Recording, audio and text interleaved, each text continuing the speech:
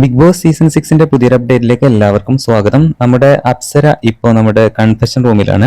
അപ്പോൾ ഈ സമയത്ത് ബിഗ് ബോസ് ചോദിക്കുന്നുണ്ട് അപ്സരയോട്, ഹൗസിലെ 2 പേരെ നിങ്ങൾ നോമിനേറ്റ് ചെയ്യൂ, അതിനുള്ള കാരണവും വ്യക്തമാക്കണമെന്ന് പറയുന്നുണ്ട്. അപ്പോൾ അപ്സര ആദ്യം പറയുന്നത് നമ്മുടെ അൻസിബയുടെ പേരാണ്. ഞാൻ നോമിനേറ്റ് ചെയ്യുന്നത് അൻസിബയാണ്. അതിനുള്ള കാരണം വ്യക്തമാക്കുന്നത് ഇങ്ങനെയാണ്: ഹൗസിൽ ഒരു പ്രശ്നം നടക്കുമ്പോൾ എല്ലാത്തിൽ നിന്നും മാറി നിന്നിട്ട് ഒഴിഞ്ഞു മാറി നിൽക്കുകയാണ് നമ്മുടെ അൻസിബ എന്നാണ്. പിന്നെ അപ്സരയുടെ അഭിപ്രായത്തിൽ ഹൗസിൽ എന്തെങ്കിലും പൊതുവായിട്ടുള്ള ഒരു പ്രശ്നം നടക്കുമ്പോൾ എല്ലാവരും അതിൽ ഇടപെട്ട് അവരവരുടെ അഭിപ്രായങ്ങൾ പറയണം എന്നൊക്കെയാണ് അപ്സര പറയുന്നത്. എന്താന്ന് വെച്ചാൽ എനിക്കറിഞ്ഞൂടാ, എന്താ ഈ സമയങ്ങളിൽ ഇപ്പൊ കുറച്ചായിട്ട് നമ്മുടെ അൻസിബ നല്ല രീതിയിൽ തന്നെ ഗെയിം കളിച്ച് മുമ്പോട്ട് പോകുന്നുണ്ട് എന്നുള്ളതാണ് എൻ്റെ ഒരു വിശ്വാസം. നിങ്ങളുടെ അഭിപ്രായം താഴെ അറിയിക്കാം.